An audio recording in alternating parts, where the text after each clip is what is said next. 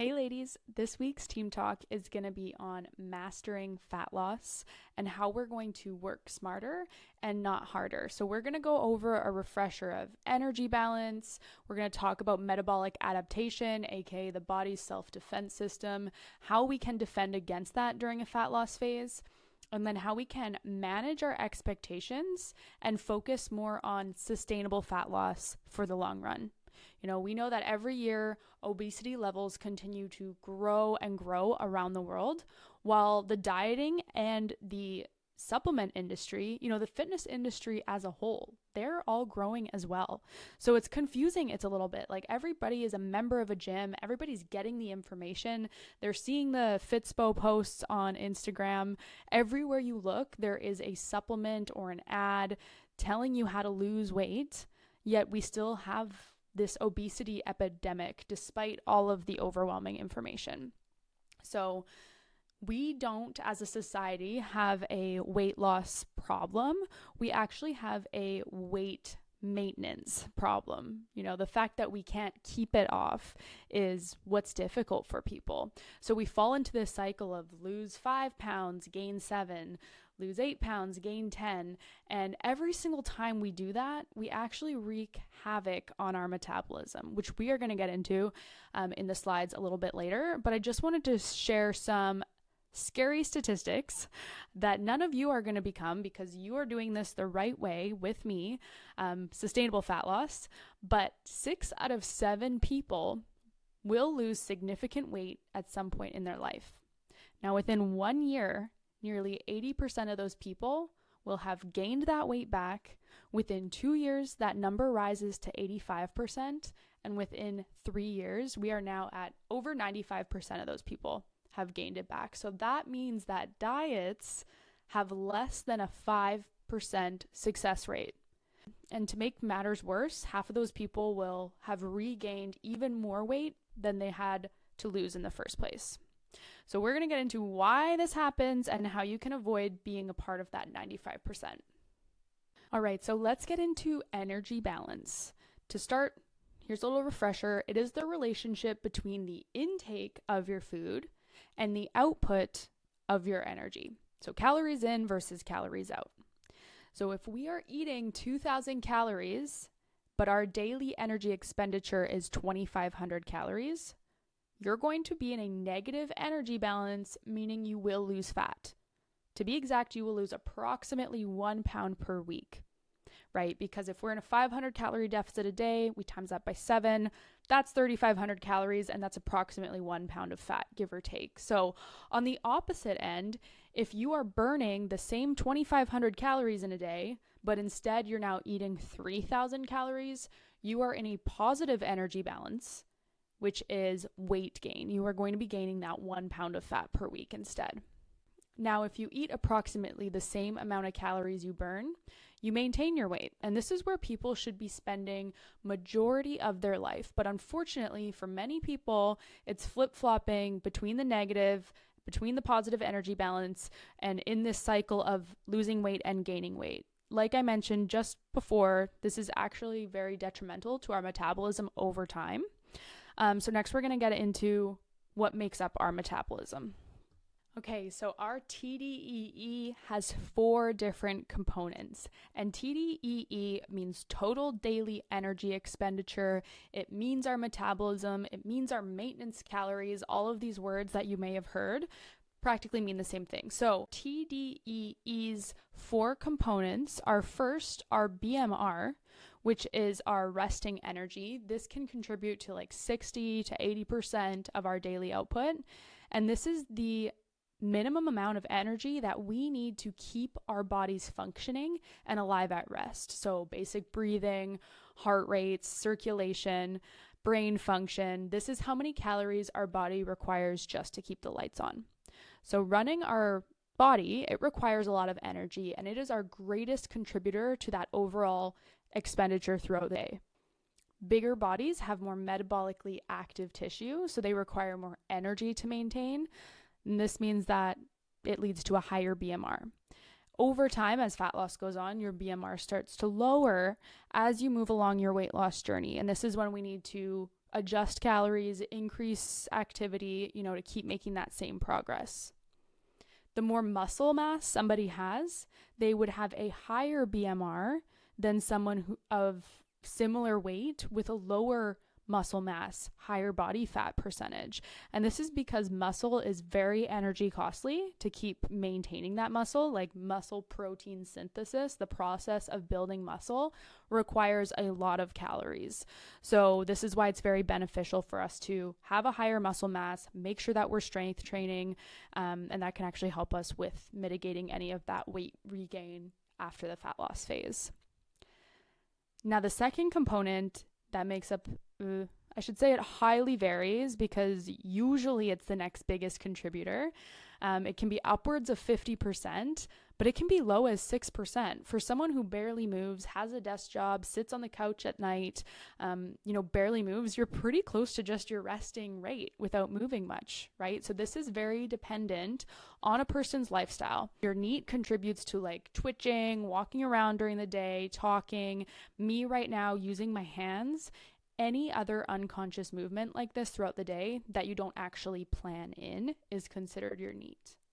And then we have our exercise activity. So EAT, this is the amount of calories that are burned during your intentional exercise. So again, this greatly varies between individuals. It can be nothing. There's some people that don't work out at all. And then we also have like ultra athletes that can contribute up to 30%. Now, for the general population, I would say that this would account for anywhere from 0 to 10%. The upper limits of 30, not many people are going to be in that range. So as you can see from this graph, exercise activity doesn't contribute a whole lot to our daily energy burn.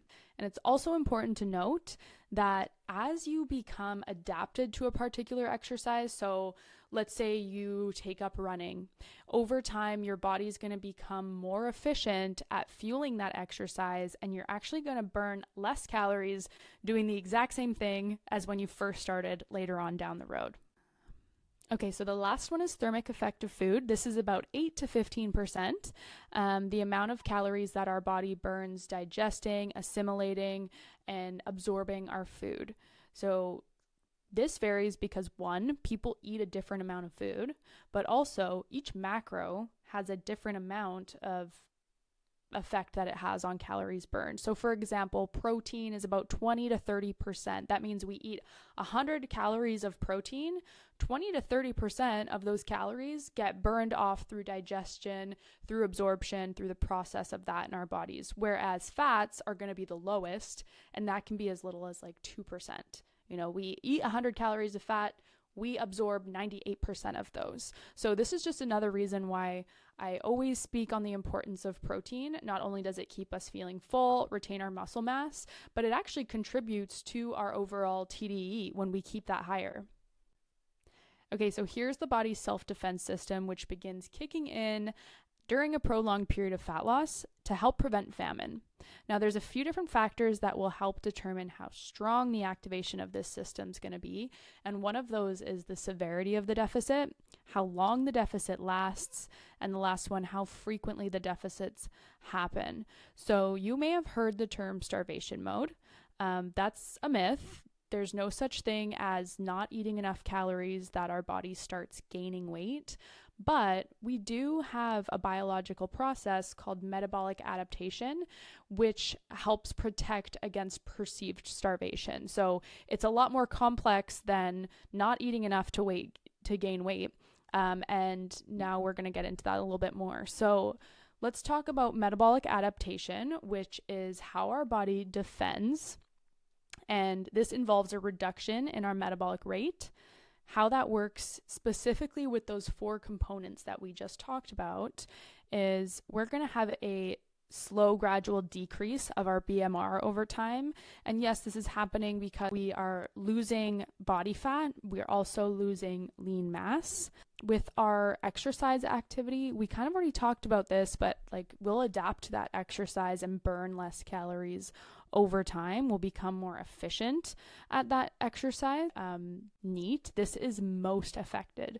So me talking with my hands, fidgeting less, there's actually been studies that show bikini competitors, when they're in aggressive deficit, getting closer to being stage ready, they're blinking slower. Like, your body is doing everything it can to slow down this rate of fat loss.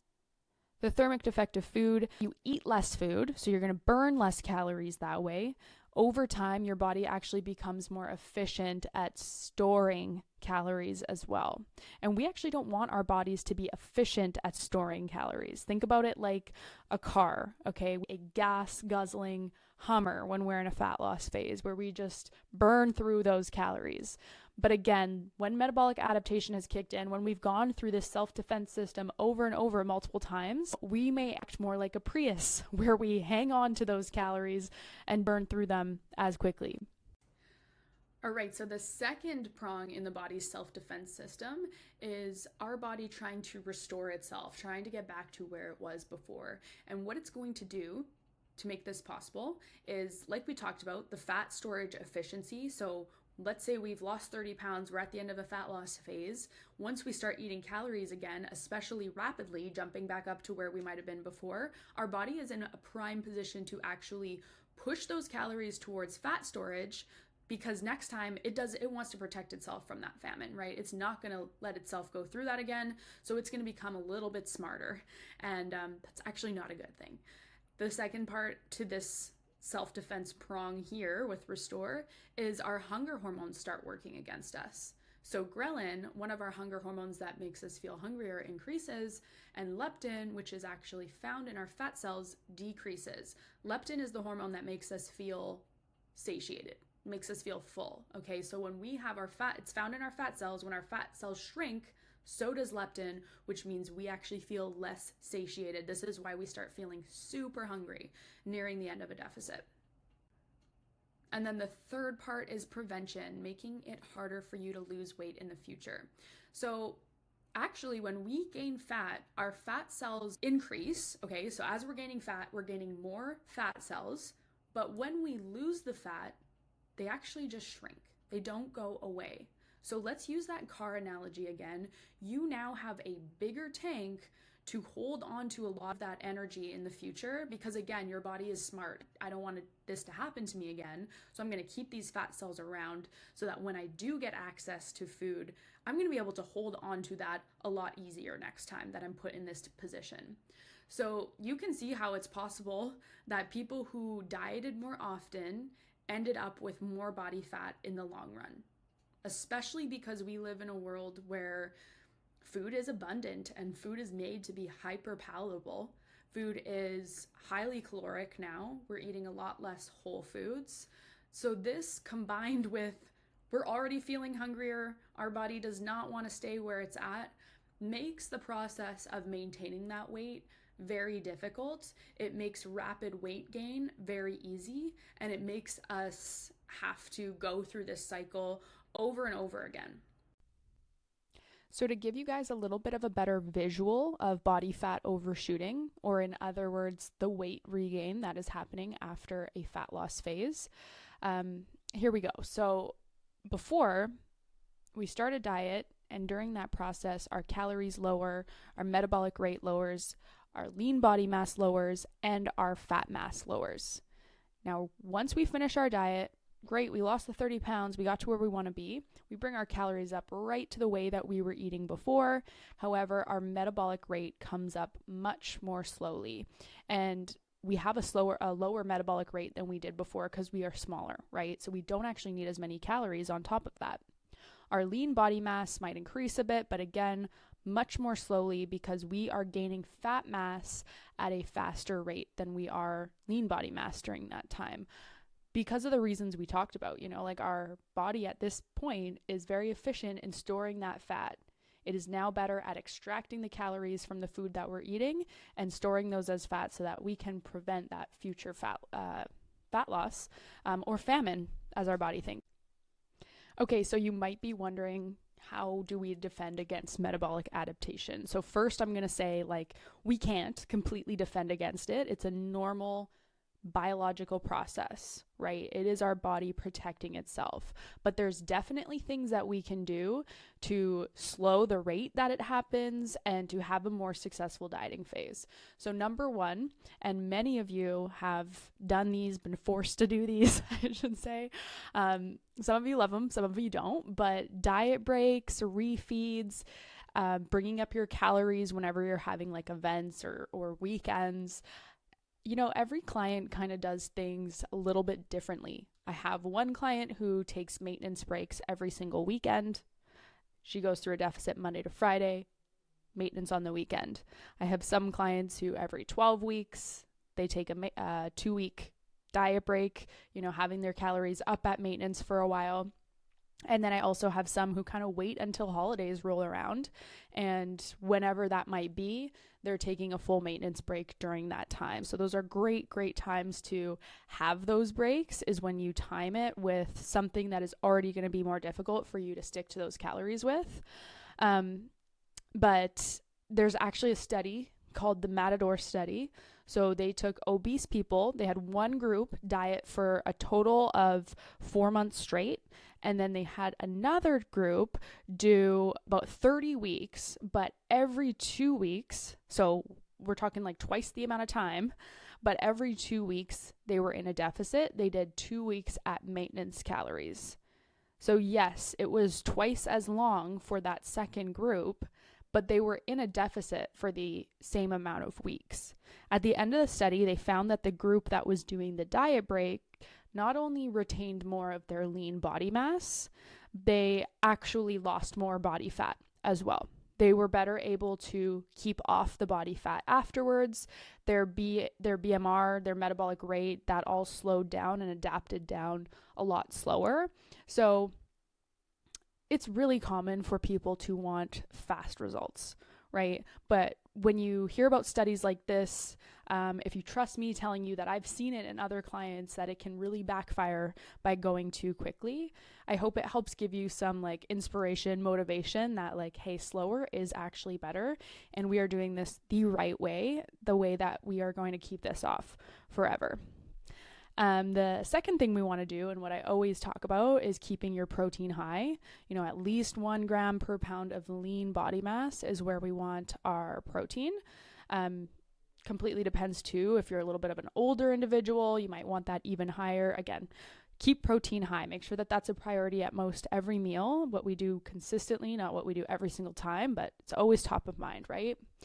Third, we want to make sure that we are training. We are signaling our body to retain muscle in a deficit.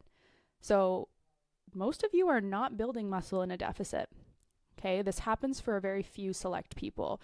If you are obese, if you're brand new to training, if you are on steroids, these are the people that are gaining in a deficit. So initially you may have, but over time, if you've been at this for a while, the goal of your strength training is to push your weight loss towards fat mass and help retain your lean body mass. And of course, feel your best, gain strength. Like there's so many other benefits to training, but it's not so much just about burning calories, right? We want to make sure that that is happening and it is being prioritized so that we're having a successful, healthy weight loss phase. And then we also want to make sure that we manage our expectation. So weight loss will slow down over time. That's just normal. Plateaus are normal. You know, anything that is less than 3 weeks isn't actually considered a plateau, but there will be times where we have to drop your calories. And lastly, even if we have not hit your ultimate goal, we may eventually hit a point that we can no longer decrease your calories because you're too hungry or we're kind of dropping close to that BMR. Or we can no longer increase your activity because you don't have any more time in the day. And this is when the fat loss phase is over. Some other signs of this is like extreme fatigue, extreme moods, starting to think about food way too often. You know, we never want to sacrifice your relationship with food. All of these are signs like, hey, it's time to bring your calories back up, and we can do this later. Not many people hit their ultimate goal in one go, right? If I have a client that comes in wanting to lose 10 pounds, sure, that can happen. We can get that done. 40, 50, this takes a lot longer, and it's a process, and we have to go through phases. All right, then next point, staying away from extremes. So like I mentioned, metabolic adaptation kicks in sooner if we're losing weight rapidly. So rapid weight loss is going to be anything considered over 1% of your body weight. Okay, so like let's say you're 180 pounds. If you're losing more than 1.8 pounds per week, you might want to consider increasing your calories a little bit, decreasing your activity, just making that gap a little bit smaller. If you're 150 pounds, that's 1.5. And again, as we've talked about just recently with plateaus being normal, and let's say you're on your period and you're gaining some weight that week, what we look at is this on like a monthly basis. So using that same 150 pound example, 1.5 pounds per week is going to be 6 pounds that entire month. So again, it might not show up each week, but say you're losing more than 6 pounds in that month, probably not a goal that you want to set for yourself. Now, after the dieting phase, like kind of briefly discussed in the slide before, we are going through a reverse diet. We are slowly bringing those calories back up to your maintenance and seeing how high we can get those. Because the higher we can get your calories after a fat loss phase, the easier it is you're going to be able to maintain that on. Okay, so let's get into the characteristics of a successful dieter. So someone who is a successful dieter has the following characteristics, and I'm going to read those below. These are things that we're focused on adopting, things that we focus on within our nutrition, but here are some really good reminders to write down. So cognitive restraint, somebody who is successful at dieting understands that this is not going to come without sacrifice. We have to say no to things to be able to say yes to our goals. Sometimes we have to have a little bit of willpower. Self-monitoring. So you guys are weighing in daily. You guys are taking progress pictures. You're also tracking your food. Tracking your food is one of the best things you can do to really improve your nutrition knowledge and have an understanding of how many calories you eat, where those are coming from, and improving your nutrition from there. Exercise. So strength training, cardio, regular exercise is really helpful throughout a dieting phase. And accountability. We've talked about the success rates of someone working with a coach versus not, and they're pretty astounding. So having that program, having the accountability, having a plan to follow is huge. People who are able to maintain their weight loss tend to focus on the longer term goal versus how they're feeling in the moment, that short-term gratification. Social support is very helpful if we have the right positive kind of social support. So surrounding yourself with people who encourage you, celebrate your wins, satisfaction with results. So understanding that any progress is worth celebrating. Progress comes in many forms, not just the scale. We're focused on what's going right so that we stay in a positive frame of mind, because a negative mindset is going to hold you back. Emotional intelligence, so managing your stress, managing that emotional state, kind of ties back into what I just said before. We need to stay in a positive frame of mind. Here are nutrition-wise what successful dieters focus on. So what we all focus on here: high protein, low calorie, high volume foods, high fiber, smarter carbs that are, more nutrients dense carbs than just the processed ones, limiting snacking, mindful eating, and reducing alcohol.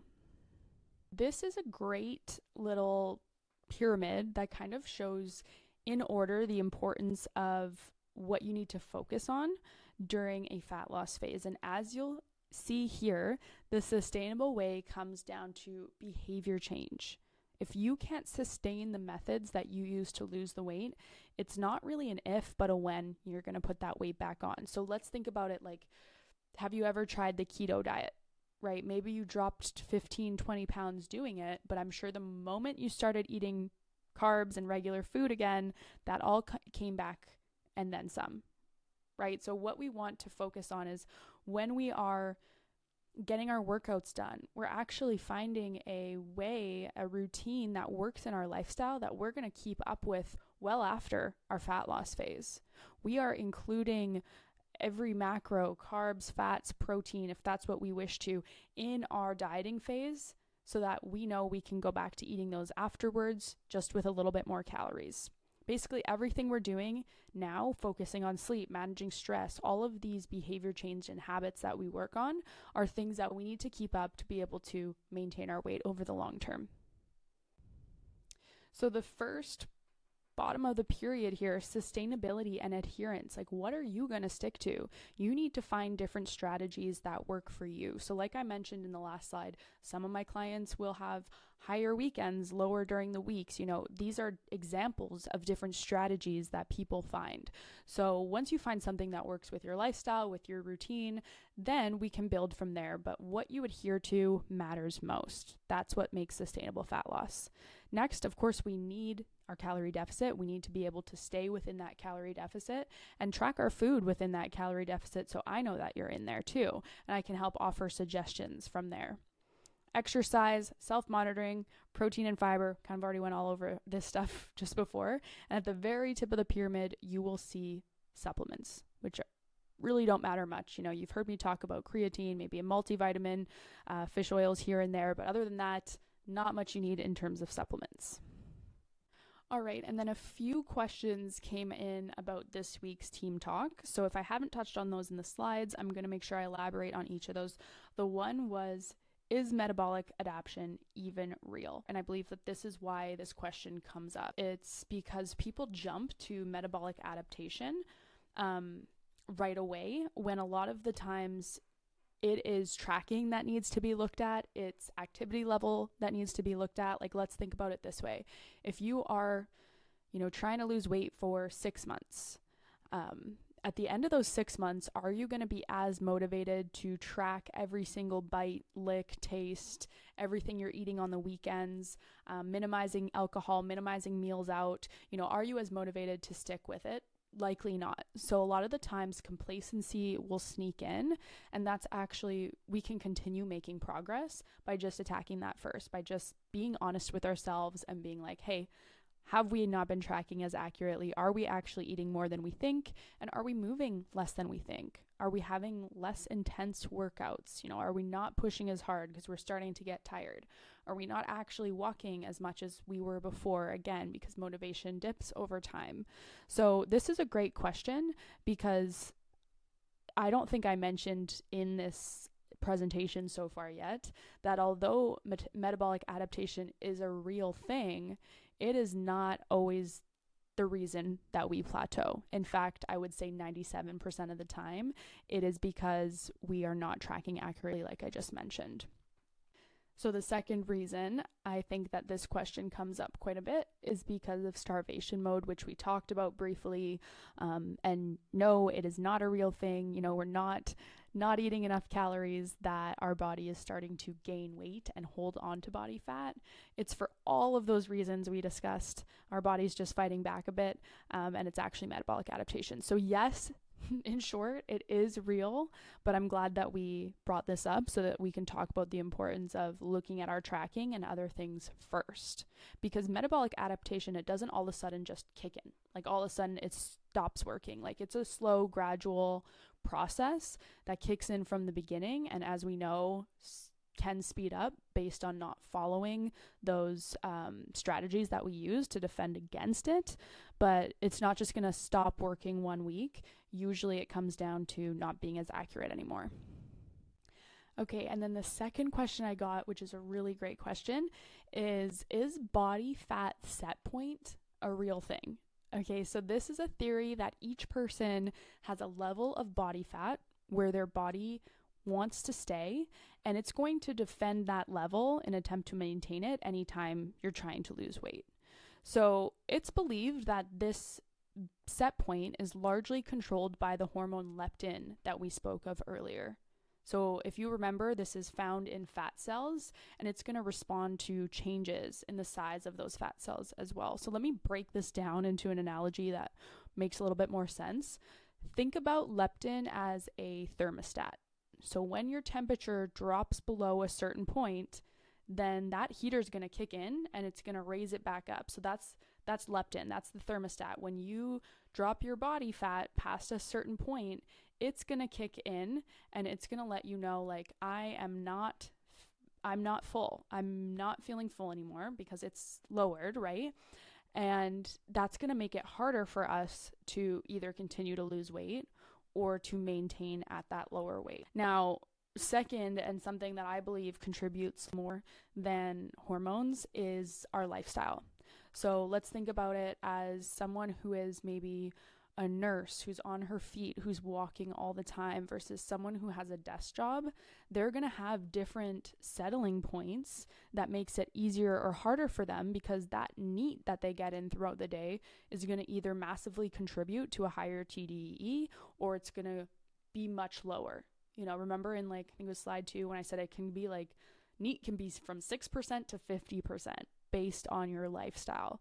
So I think even more so than the hormone thing, the genetics thing, what makes the biggest difference with where your body is going to settle at is your lifestyle, your activity level. And then the last question that came through was, how long do you have to wait to restore your metabolism before you go into that second fat loss phase, right? So let's say we were the person that didn't quite get to where they want to be, but we could no longer reduce our calories, increase our intake. Like, where do we go from here? How long is that next phase?